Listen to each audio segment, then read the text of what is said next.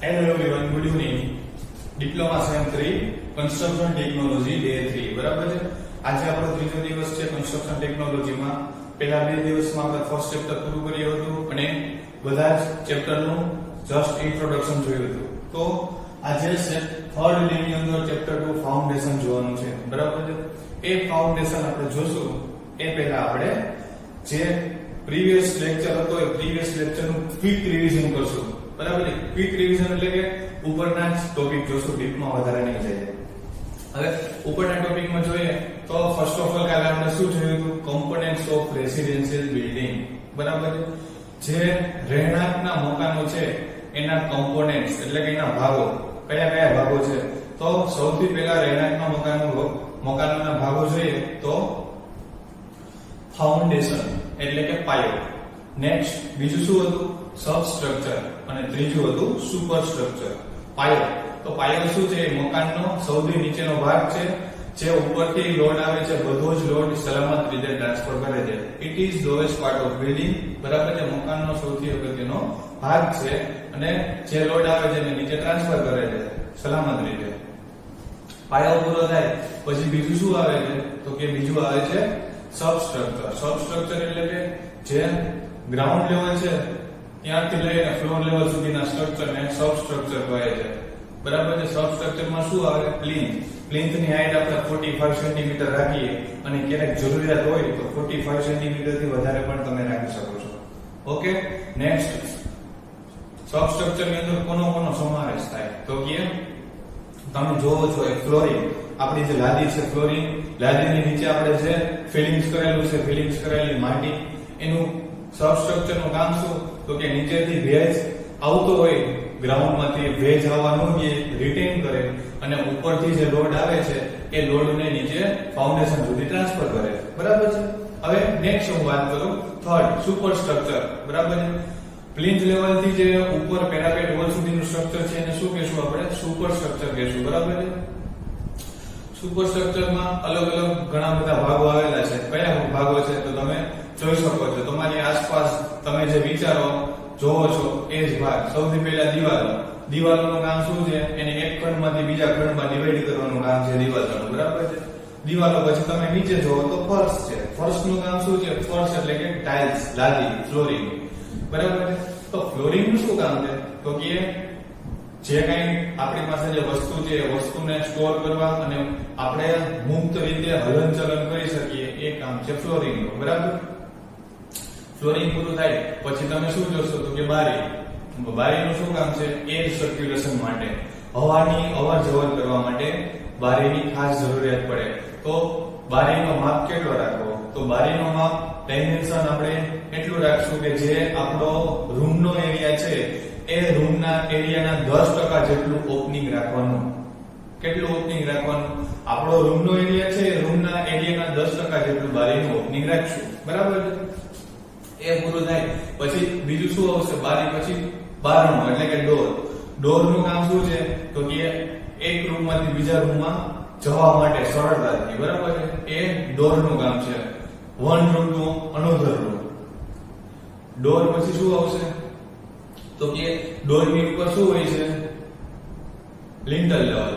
Lintel level frame વ્યવસ્થિત ઊભી રહી શકે એના માટે લિંટલ લેવલ હોય છે. લિંટલ લેવલની ઉપરથી જે લોડ આવે છે એ લોડ ડાયરેક્ટલી ફ્રેમ રજીસ્ટર ન કરી શકે એટલે એના ઉપર લિંટલ પ્રોવાઈડ કરેલું હોય અને લિંટલ છે આરસીસી નું બનેલું હોય છે. સિમેન્ટ કોન્ક્રીટ નું લિંટલ લેવલ બનેલું હોય. પછી તમે જુઓ તો નેક્સ્ટ દાદર આવશે. દાદર એટલે કે one floor to another floor. એક ફ્લોરમાંથી બીજા ફ્લોરમાં જવા માટે દાદરનો યુઝ. ઉપર જાવ એટલે અગાસી આવે. અગાસીની ફરતે શું હોય? પેરાપેટ હોય. પેરાપેટ વોલનું વર્ક શું છે? તો કે માણસ છે એ અગાસી ઉપરથી પડી ન જાય એટલા માટે પેરાપેટ વોલ પ્રોવાઈડ કરેલી હોય. પેરાપેટ વોલ પછી શું આવશે? પેરાપેટ વોલની ઉપર પોપિંગ કરેલું હોય. બરાબર. તમારી બુકમાં આરસીસી ના કમ્પોનન્ટ્સ બધા બતાવેલા છે બિલ્ડિંગના. એ બિલ્ડિંગના કમ્પોનન્ટ્સમાં ઉપર પેરાપેટ વોલ બતાવેલી છે. પેરાપેટ વોલ એટલા માટે પ્રોવાઈડ કરેલી હોય કે સ્ટ્રક્ચર છે એનો દેખાવ સારો આવે અને ઉપરથી જે વરસાદ આવે એ વરસાદનો ભેજ આપણી દિવાલમાં એન્ટર ન થાય એટલે આપણે પેરાપેટ વોલ પ્રોવાઈડ કરશું. બરાબર છે. પેરાપેટ વોલ પૂરી થઈ. તો હવે એક કમ્પોનન્ટ બાકી રહ્યો. કયો? તો કે વેધર શેડ. ઇંગ્લિશમાં વેધર શેડ કહેશું અને ગુજરાતીમાં છજ્જા કહેશું. છજ્જા બારી છે, બારીની બારે છજ્જા પ્રોવાઈડ કરેલા હોય. શું કામે? તો કે ઉનાળામાં તડકાથી અને ચોમાસામાં વરસાદથી રક્ષણ મેળવવા માટે છજ્જા. પ્લસ હજી એક બાકી રહી જાય છે છત, સ્લેબ. સ્લેબ નું કામ શું છે? રક્ષણાત્મક, એટલે રક્ષણાત્મક ઢાંકણ છે. જે આપણું બિલ્ડિંગ છે, બિલ્ડિંગ નું ઢાંકણ છે રક્ષણાત્મક. બરાબર છે. ચોમાસામાં વરસાદ આવે તો શિયાળામાં ઠંડી અને ઉનાળામાં તડકાથી રક્ષણ આપે છે સ્લેબ. બરાબર. આ હતું આપણું સુપરસ્ટ્રક્ચર. સુપરસ્ટ્રક્ચરમાં હું જેટલા નામ બોલેલો છું અને મેં સમજાવેલા છે એટલા તમે સમજાવો જીટીયુમાં, એટલે ઇનફ, સારામાં સારા. બરાબર. નેક્સ્ટ એના પછી આપણે શું સ્ટાર્ટ કર્યું હતું? ચેપ્ટર 2 સ્ટાર્ટ કર્યું હતું. એમાં ફાઉન્ડેશન જોયું હતું. પાયા વિશે મેં સમજાવ્યું હતું. મેં હમણાં જ તમને સમજાવ્યું ફર્સ્ટ પાયો. એટલે હું નેક્સ્ટ અત્યારે રિપીટ નથી કરતો ફાઉન્ડેશન વિશે. ફાઉન્ડેશન પૂરું થયું પછી એના બે ટાઈપ્સ હતા, શેલો ફાઉન્ડેશન અને ડીપ ફાઉન્ડેશન. શેલો ફાઉન્ડેશન એટલે કે છીછરા પાયા અને ડીપ ફાઉન્ડેશન એટલે કે ઊંડા પાયા. હવે છીછરા પાયાની ડેફિનેશન જોઈએ શેલો ફાઉન્ડેશનની, તો કે જે પાયાની ઊંડાઈ તેની પહોળાઈ કરતા ઓછી હોય તેને કહેવાય છીછરા પાયા. બરાબર છે. when depth of footing is less than width of footing, જે પાયાની ઊંડાઈ તેની પહોળાઈ કરતા ઓછી હોય એને શું કહેવાય? છીછરા પાયા. હવે ઊંડા પાયાની વાત કરી. જે પાયાની ઊંડાઈ તેની પહોળાઈ કરતા ઓછી હોય, બરાબર છે, જે પાયાની ઊંડાઈ તેની પહોળાઈ કરતા વધારે હોય તેને કહેવાય ઊંડા પાયા. બરાબર છે. when depth of footing is more than width of footing, it is called deep foundation. એને કહેશું deep foundation. બરાબર છે. બે ટાઈપ્સ પૂરા થયા, શેલો ફાઉન્ડેશન અને ડીપ ફાઉન્ડેશન. એ પૂરા કરી અને આપણે શું કર્યું હતું? તફાવત જોયો હતો. બરાબર છે. તો તફાવત જોશું આપણે, શેલો ફાઉન્ડેશન અને ડીપ ફાઉન્ડેશન. બરાબર છે. પેલા બે ડેફિનેશન લખી નાખશું બંને બાજુ. એક પોઈન્ટ થઈ ગયો. બીજા પોઈન્ટમાં નેક્સ્ટ શું આવશે? તો કે જે છીછરા પાયા છે, તો છીછરા પાયાનો ઉપરથી જે લોડ લાગતો હશે એ લોડ ઓછો લાગશે, જ્યારે ડીપ ફાઉન્ડેશનમાં છે ને ઉપરથી લોડ વધારે લાગશે. બરાબર છે. નેક્સ્ટ, ગ્રાઉન્ડ વોટર ટેબલ છીછરા પાયામાં કેવું હોય? નીચું. Ground water table is lowest in shallow foundation. પછી ઊંડા પાયા. ઊંડા પાયામાં છે ગ્રાઉન્ડ વોટર ટેબલ કેવું હોય છે? ઊંચું. when ground water table is high in deep foundation. Okay. પછી નેક્સ્ટ, માટીની વાત કરો તો જે છીછરા પાયા છે એમાં માટી એક જ સરખી ગુણવત્તાની હશે. જે તમે ફાઉન્ડેશન ખોદશો તો માટી એક જ સરખી ગુણવત્તાની હશે, યુનિફોર્મ સોઇલ હશે. જ્યારે ડીપ ફાઉન્ડેશન છે તો ડીપ ફાઉન્ડેશનમાં માટી છે એ અલગ અલગ પ્રકારની હશે, વિષમગુણી હશે, નોન યુનિફોર્મ સોઇલ નીકળશે. ડીપ ફાઉન્ડેશનમાં કેવી સોઇલ નીકળશે? નોન યુનિફોર્મ સોઇલ નીકળશે. બરાબર છે. આ તો આપણું શેલો ફાઉન્ડેશન અને ડીપ ફાઉન્ડેશન. આપણું અત્યારે ક્વિક રિવિઝન પૂરું થાય છે. બરાબર છે. હવે નેક્સ્ટ ટોપિક આવશે ટાઇપ્સ ઓફ શેલો ફાઉન્ડેશન. બરાબર છે. ક્વિક રિવિઝન પૂરું કરી અને આપણે સ્ટાર્ટ કરશું type of shallow foundation. Shallow foundation એટલે છીછરા પાયા. ટાઇપ્સ ઓફ શેલો ફાઉન્ડેશન પૂરું થાય પછી ચાલુ કરશું ટાઇપ્સ ઓફ ડીપ ફાઉન્ડેશન. બરાબર છે. ટાઇપ્સ ઓફ શેલો ફાઉન્ડેશન છે એના 5 ટાઇપ્સ આવશે. સૌથી પહેલા સ્પ્રેડ ફૂટિંગ આવશે. સ્પ્રેડ ફૂટિંગ પૂરું થાય પછી આવશે combined footing, cantilever footing, grillage foundation, raft foundation અને નેક્સ્ટ આવશે. ઓકે, 5 પૂરા છે. બરાબર છે.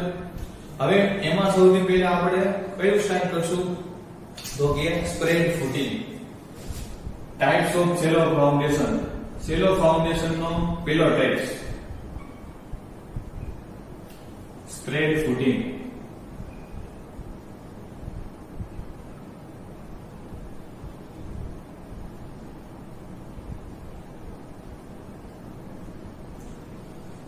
સ્પ્રેડ ફૂટિંગ ની અંદર બીજા 4 ટાઇપ્સ આવશે. ટાઇપ્સ ઓફ શેલો ફાઉન્ડેશન એનો પહેલો type spread footing. Spread footing ની અંદર બીજા 4 ટાઇપ્સ આવશે, એ આપણે જોશું. હવે એનું નામ શું છે? Spread footing. બરાબર. જેવું નામ એવું કામ. બરાબર. સ્પ્રેડ એટલે ફેલાવો. શું થાય? ફેલાવો.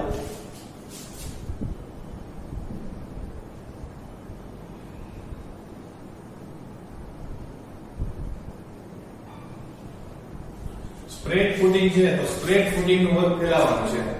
સ્પ્રેડ ફૂટિંગ માં પાયાનો જે તળિયેનો ભાગ છે તળિયાનો ભાગ પહોળો રાખવામાં આવે છે. એટલે જે ઉપરથી બધો લોડ આવે એ બધો લોડ નીચે ટ્રાન્સમિટ થઈ જાય છે. બરાબર છે. જે તળિયાનો ભાગ છે એ પહોળો રાખવામાં આવે છે. નામ જ છે એનું સ્પ્રેડ ફૂટિંગ. સ્પ્રેડ ફૂટિંગ એટલે સ્પ્રેડ ફૂટિંગ માં તળિયાનો ભાગ કેવો રાખવામાં આવે છે? પહોળો રાખવામાં આવે છે. બરાબર. તમે ફિગર જોઈ શકો છો. નેક્સ્ટ હું તમને વ્યવસ્થિત ફિગર પણ બતાવીશ. હવે આમાંનો પહેલો ટાઈપ સ્પ્રેડ ફૂટિંગ નો પહેલો ટાઈપ શું આવશે? Wall footing. સ્પ્રેડ ફૂટિંગ નો પહેલો type wall footing.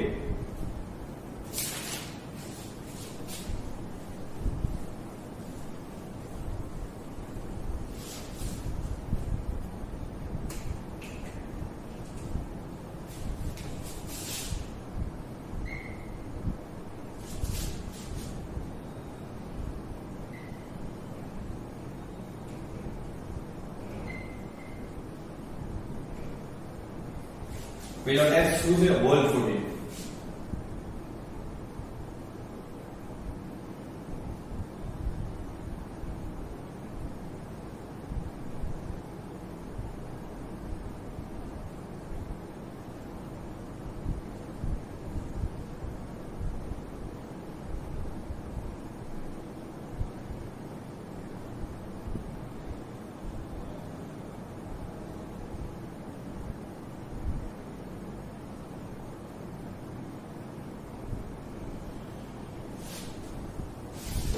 Wall footing ની મેં ફિગર ડ્રો કરેલી છે. વોલ ફૂટિંગ માં શું છે?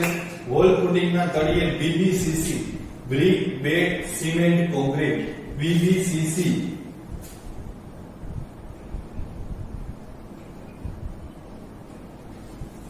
Brick bed cement concrete. બરાબર. બ્રિક બેડ સિમેન્ટ કોન્ક્રીટ 1:3:6 1:3:6 ના પ્રમાણમાં સિમેન્ટ કોન્ક્રીટ બનાવી બીબીસી નું લેયર છે એ તળિયે ફાઉન્ડેશન ની અંદર પ્રોવાઈડ કરવાનું હોય. બરાબર. પાથરી દેવાનું. બીબીસીસી નું લેયર ફાઉન્ડેશન માં પાથરવાનું. બરાબર છે. આની અંદર શું આવશે? બીબીસીસી. બરાબર છે. બીબીસીસી પ્રોવાઈડ થઈ જાય પછી આપણે વાત કરી તો આ પહોળાઈ કેટલી રાખવાની? જે ફૂટિંગ છે ફૂટિંગ ની પહોળાઈ કેટલી રાખવાની? તો કે 3t જેટલી રાખવાની. ફૂટિંગ ની પહોળાઈ 3t જેટલી રાખવાની. 3t શું છે?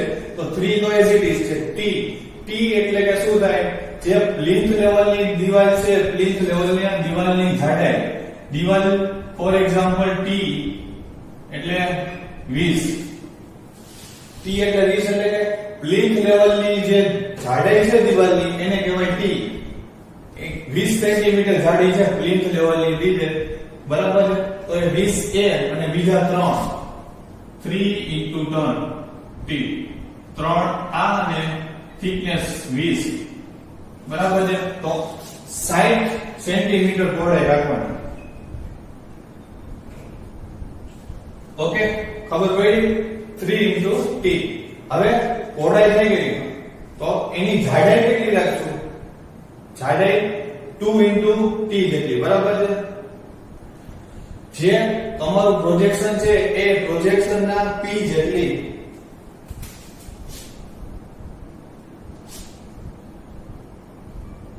આને કહેશું p. બરાબર.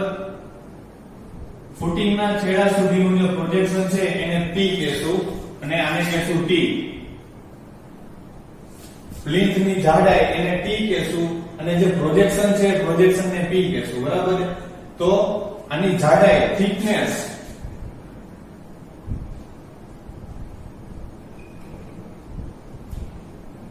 વોલ ની થિકનેસ કેટલી રાખશું? તો કે 2 t સોરી 2 p 2 p એટલે 2 તો એઝ ઇટ ઇઝ p એટલે કે જે જાડાઈ હોય ફોર એક્ઝામ્પલ આની 10 છે તો એની 10 બમણી રાખવાની. ટૂંકમાં કેટલી? બમણી રાખવાની. 2 એટલે કે બમણી. જે મળે એનું ડબલ. 10 નું ડબલ 20. ફોર એક્ઝામ્પલ અહીંયા કેટલા હોત? 20 હોત તો 40. તમને જે માપ મળે એ માપનું બમણું લેવાનું. બરાબર છે. એની જાડાઈ બમણી લઈ લેવાની. એટલે અત્યારે આપણે આની જાડાઈ 20 રાખી દી. જો આની 10 10 છે એટલે આની જાડાઈ 20 રાખશું, બરાબર છે, 20 સેન્ટીમીટર. પહોળાઈ અને જાડાઈ થઈ ગઈ, કેટલી રાખશું એ મળી ગયું. હવે જો પ્રોવાઈડ ક્યારે કરવાનું છે સ્ટેપ ફૂટિંગ, તો કે ઉપરથી જે લોડ આવે છે લોડ ઉપર ડિપેન્ડ છે એ જોઈએ તો ફૂટિંગ છે, બરાબર. જે દિવાલની અંદર ફૂટિંગ પ્રોવાઈડ કરેલું હોય ને ત્યાં આપણે પ્રોજેક્શન પ્રોવાઈડ કરશું, બરાબર છે. હવે ફૂટિંગ આપણે પ્રોવાઈડ કર્યું છે તો ફૂટિંગ વાળી દિવાલની અંદર આપણે પ્રોજેક્શન કેટલું આપશું, તો કે ફૂટિંગ વાળી દિવાલમાં 5 સેન્ટીમીટર નું પ્રોજેક્શન આપશું. ઓકે, 5 સેન્ટીમીટર નું પ્રોજેક્શન. ફૂટિંગ વાળી દિવાલમાં 5 સેન્ટીમીટર નું પ્રોજેક્શન એટલે આ આપણી દિવાલ છે 30 સેન્ટીમીટર ની, બરાબર છે. તો 5 સેન્ટીમીટર નું પ્રોજેક્શન આપશો તો ઉપરની દિવાલ કેટલી થઈ જશે 20 સેન્ટીમીટર ની. એના ઉપરની દિવાલ કેટલી થઈ જશે 10 સેન્ટીમીટર ની. આ બધા પ્રોજેક્શન 5-5 સેન્ટીમીટર ના આવે એટલે 5-5 સેન્ટીમીટર ઘટતું જાય. ટોટલ કેટલું ઘટે તો કે 10 સેન્ટીમીટર, બરાબર છે. હવે આપણે ફૂટિંગ આપ્યું છે એટલે પ્રોજેક્શન આપવાનું. જે દિવાલ જેમાં ફૂટિંગ નાખ્યું એમાં પ્રોજેક્શન આપવાનું નહીં, ડાયરેક્ટલી વર્ટિકલ ખેંચી લેવાનું. જેમાં ફૂટિંગ આપેલું હોય, ફૂટિંગ પ્રોવાઈડ કરેલું હોય એની અંદર જ પ્રોજેક્શન બતાવવાના. જ્યાં ફૂટિંગ આપેલું ના હોય ત્યાં પ્રોજેક્શન બતાવવાની જરૂર નથી, બરાબર છે. હવે હું નેક્સ્ટ વાત કરું તો આ જે એક ફ્લોર છે એની ઊંચાઈ કેટલી રાખવાની, તો કે 10 સેન્ટીમીટર. જે ચણતરનું એક લેયર છે એક લેયરની ઊંચાઈ 10 સેન્ટીમીટર સુધી રાખી શકો, બરાબર છે. હવે બીજી હું એ વાત કરું કે દિવાલ ઉપર ખૂબ જ વધારે લોડ લાગતો હોય અને આપણા જે જમીન છે જમીનની લોડ બેરિંગ કેપેસિટી ખૂબ ઓછી હોય તો ત્યારે આપણે કયું ઇક્વેશન પ્રોવાઈડ કરશું, તો કે 2t અને 2p પ્લસ. જ્યારે આપણા ફાઉન્ડેશન ઉપર લોડ વધારે લાગતો હોય અને આપણા જમીનની બેરિંગ કેપેસિટી વધારે હોય ત્યારે 2t 2p પ્રોવાઈડ કરવાનું ફાઉન્ડેશન માટે. 2t અને 2p એટલે શું છે? t શું છે તો કે પ્લીથ હોલ ની થિકનેસ. આપણે પ્લીથ લેવલે જે હોલ કન્સ્ટ્રક્શન કરેલી છે એ હોલ કન્સ્ટ્રક્શન કરેલી છે એની થિકનેસ, બરાબર છે. આ હોલ થિકનેસ p એટલે, અને p એટલે બંને બાજુ તમે જે પ્રોજેક્શન પ્રોવાઈડ કરેલા છે ને પ્રોજેક્શન.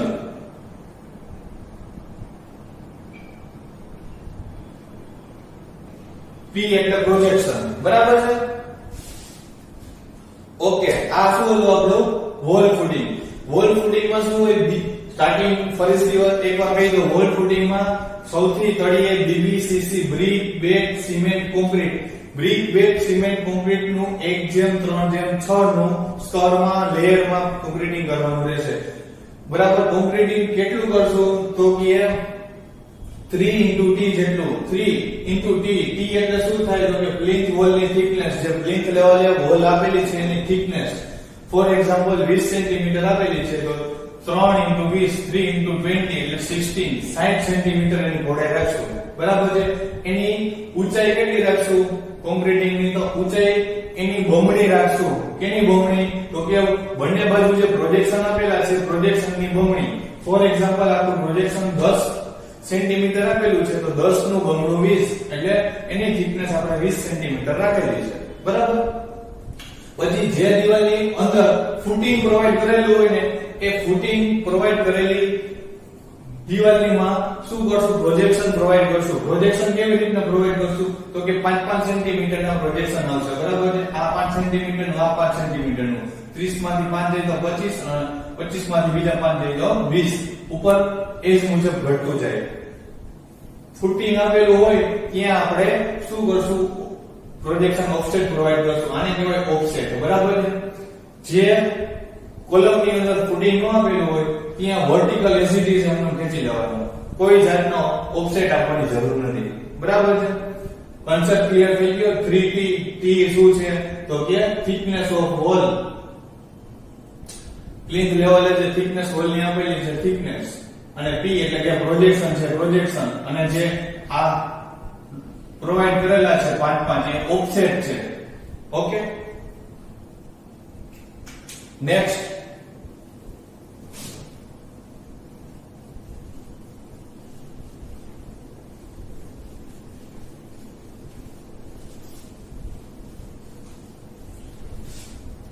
હોલ ફૂટિંગ છે એની ફિગર જો તમે જુઓ છે ફિગર હોલ ફૂટિંગ ની આ છે આપણું હોલ ફૂટિંગ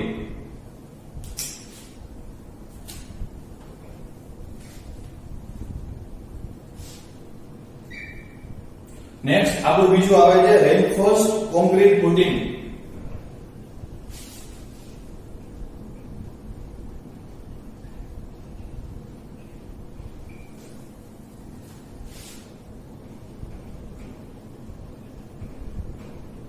રેનફોર્સ કોન્ક્રીટ ફૂટિંગ બરાબર છે રેનફોર્સ કોન્ક્રીટ ફૂટિંગ છે એમાં શું છે જ્યારે ઉપરથી લોડ વધારે લાગતો હોય અને આપણે હોલ ફૂટિંગ પ્રોવાઈડ ન કરી શકીએ એવા કેસમાં આપણે રેનફોર્સ કોન્ક્રીટ ફૂટિંગ પ્રોવાઈડ કરવાનું રહેશે રેનફોર્સ કોન્ક્રીટ ફૂટિંગમાં શું છે આ આપણું ફૂટિંગ છે બરાબર છે ફૂટિંગ પ્રોવાઈડ કરું છું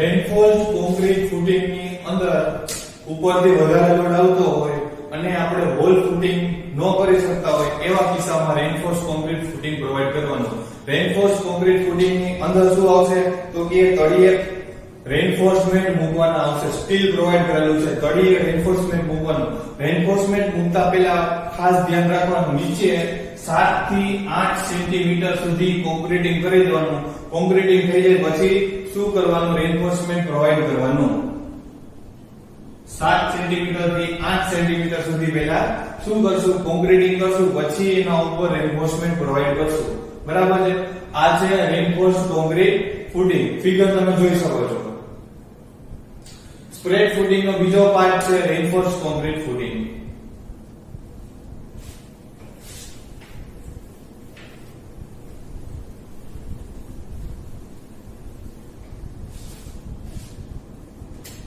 ત્રીજો પાર્ટ ઇન્વર્ટેડ આર્ચ ફૂટિંગ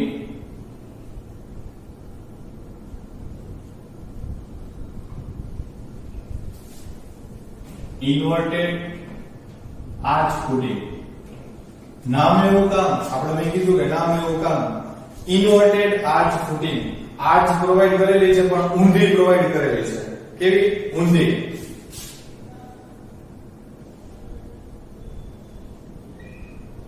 બંને બાજુ કોલમ હોય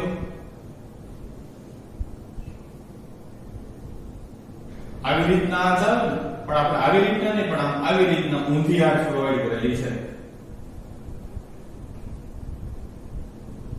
બરાબર બે કોલમ છે ને કોલમની બંને બાજુ ઊંધી આર્ચ પ્રોવાઈડ કરેલી છે હવે ઇન્વર્ટેડ આર્ચ ફૂટિંગમાં શું છે ઇન્વર્ટેડ આર્ચ ફૂટિંગમાં બંને બાજુ કોલમ પ્રોવાઈડ કરેલા છે આ બંને શું છે કોલમ બંને બાજુ કોલમ પ્રોવાઈડ કરેલા છે અને આર્ચ સેન્ટરમાં પ્રોવાઈડ કરેલી હોય છે બરાબર હવે ઇન્વર્ટેડ આર્ચ છે તો એનો સ્પાન આ શું છે એની રાઈઝ એનો રાઈઝ કેટલી રાખશું તો કે જે સ્પાન છે એનો સ્પાન આને કહેવાય સ્પાન શું કહેશું આને સ્પાન ઈ સ્પાનના 1/5 થી 1/10 ગણો બરાબર છે 1/5 થી 1/10 જેટલો રાખવામાં આવે છે જે એની રાઈઝ છે એ રાઈઝ એના 1/5 થી 1/10 જેટલી રાખવાની ફોર એક્ઝામ્પલ આ સ્પાન છે બરાબર છે એ જે સ્પાન છે એ સ્પાનનું 1/5 ગણો અથવા તો સ્પાનનું 1/10 ગણો પછી જે આન્સર આવે એટલી એની રાઈઝ રાખવાની રાઈઝ એટલે એની હાઈટ શું થાય એની હાઈટ બરાબર છે એટલી રાખવાની છે પછી જે આપણે બંને બાજુ કોલમ પ્રોવાઈડ કરેલા છે એ બંને બાજુ કોલમની ડિઝાઇન એવી રીતના કરવાની કે જે ઉપરથી લોડ આવે એ લોડ બંને રજીસ્ટ કરી શકે બહારથી બધો ફોર્સ આવે ફોર્સ રજીસ્ટ કરી શકે શું કામે તો કે જે ફૂટિંગ છે એ ફૂટિંગની હાઈટ અડધી થઈ ગઈ છે બરાબર છે ફૂટિંગની હાઈટ અડધી થઈ ગઈ છે તો બધો લોડ આના ઉપર આવશે તો એ બધો લોડ રજીસ્ટ કરી શકે એવી આપણે ડિઝાઇન એની બનાવશું આની ઊંડાઈ ઘટી જાય છે બરાબર છે શું કામે તો કે ઇન્વર્ટેડ આર્ચ આવી ગઈ બરાબર છે આટલામાં તો કઈ હશે નહીં જે છે એ આટલામાં જ છે આટલામાં છે એટલે એની ઊંડાઈ ઘટી ગઈ આટલી ઊંડાઈ છે સાચી વાત બસ આ તો બધું ફ્રેમ જેવું થઈ ગયું આ એટલો બધો લોડ રજીસ્ટ કરી શકે નહીં, બરાબર છે. અને આનો યુઝ કઈ જગ્યાએ થાય તો કે બિલ્ડિંગમાં તો બહુ ઓછો થાય છે ઇન્વર્ટેડ આર્ચનો યુઝ, પણ વધારે પડતો ક્યાં થાય છે? આપણે પાણીની ટાંકી કન્સ્ટ્રક્શન કરતા હોય તો પાણીની ટાંકીમાં થાય. અને બીજે ક્યાં થાય? પુલોમાં જોયું છે તમે, બ્રિજ જોવો છો તો બ્રિજમાં ઇન્વર્ટેડ આર્ચ આવે. માર્ક કરશો તમે, બ્રિજમાં ઇન્વર્ટેડ આર્ચનો યુઝ થાય, બરાબર છે. પછી અમુક ડ્રેનેજના સ્ટ્રક્ચર આવે છે તો ડ્રેનેજના સ્ટ્રક્ચરમાં પણ આર્ચનો ઉપયોગ થાય છે, બરાબર.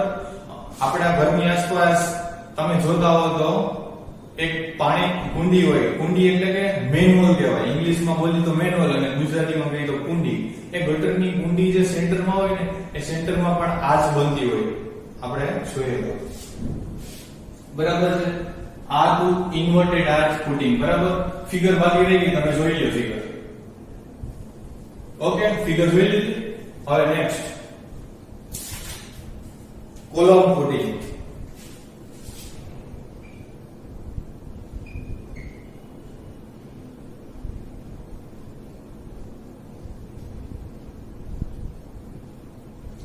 હવે આવશે કોલમ ફૂટિંગ. કોલમ ફૂટિંગમાં શું છે? એ અલગ અલગ પ્રકારના કોલમ માટે યુઝ થાય છે, બરાબર છે. અલગ અલગ પ્રકારના કોલમ હોય એના માટે યુઝ થાય છે. તમે ફિગર જોઈ શકો છો. ફિગરમાં શું આપેલું છે? સ્ટેપ ફૂટિંગ આપેલું છે, સર્ક્યુલર ફૂટિંગ આપેલું છે, રેક્ટેન્ગ્યુલર ફૂટિંગ આપેલું છે, અને બીજું કયું ફૂટિંગ આપેલું છે? સ્ક્વેર ફૂટિંગ, બરાબર છે. અલગ અલગ 3 ટાઈપ્સના ફૂટિંગ તમને ફિગરમાં મેં બતાવેલા છે, બરાબર. એની અંદર બીજા 3 ટાઈપ્સ આવે: સિમ્પલ, સ્ટેપ ફૂટિંગ અને બીજું સ્લોપ ફૂટિંગ. સિમ્પલ ફૂટિંગ એટલે શું થાય? આ આપણું સિમ્પલ ફૂટિંગ. અલગ અલગ પ્રકારના કોલમ દર્શાવેલા છે કોલમ ફૂટિંગમાં, સિમ્પલ ફૂટિંગ. પછી સ્ટેપ ફૂટિંગ મેં હમણાં ડ્રો કર્યું હતું,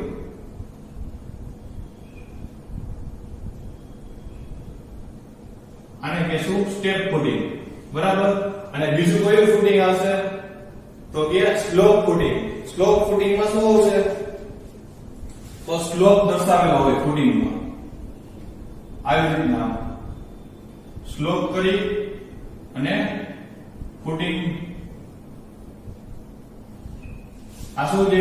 સ્લોપ છે, બરાબર. સ્લોપ દર્શાવેલ છે. તમે ફરીવાર ફિગર જુઓ, બરાબર. સ્લોપ ફૂટિંગ જોઈ શકો છો.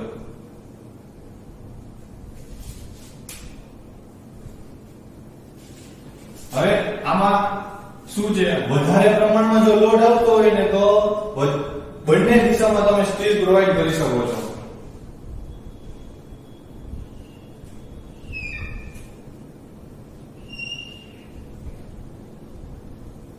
શું કરી શકો છો? વધારે પ્રમાણમાં જો લોડ આવતો હોય તો તમે એની અંદર રેઇન્ફોર્સમેન્ટ પ્રોવાઈડ કરી શકો છો, બરાબર છે. હવે આરસીસી કોલમ હોય, આરસીસી એટલે કે રેઇન્ફોર્સ સિમેન્ટ કોન્ક્રીટ, બરાબર છે. એનો કોલમ હોય તો એ કોલમમાં 15 સેન્ટીમીટર જેટલો તમે ઓફસેટ આપી શકો. ઓફસેટ એટલે કે સ્ટેપ આપી શકો, બરાબર. આવી રીતના તમે 15 સેન્ટીમીટર જેટલું ઓફસેટ આપી શકો છો. કેમાં? તો કે આરસીસી ના કોલમમાં તમે 15 સેન્ટીમીટર જેટલો ઓફસેટ આપી શકો છો. હવે આની જગ્યાએ તમને આરસીસી ના બદલે મેશનરી કીધું હોય તો તમે ખાલી 5 સેન્ટીમીટર જેટલો જ આપી શકો છો. તમને એવું કીધું હોય કે મેશનરી છે તો મેશનરીમાં 5 સેન્ટીમીટર, આરસીસી ના બદલે મેશનરીનો હોય કોલમ તો એમાં 5 સેન્ટીમીટર જેટલું તમે ઓફસેટ આપી શકો છો. આ હતું આપણું ચેપ્ટર 2.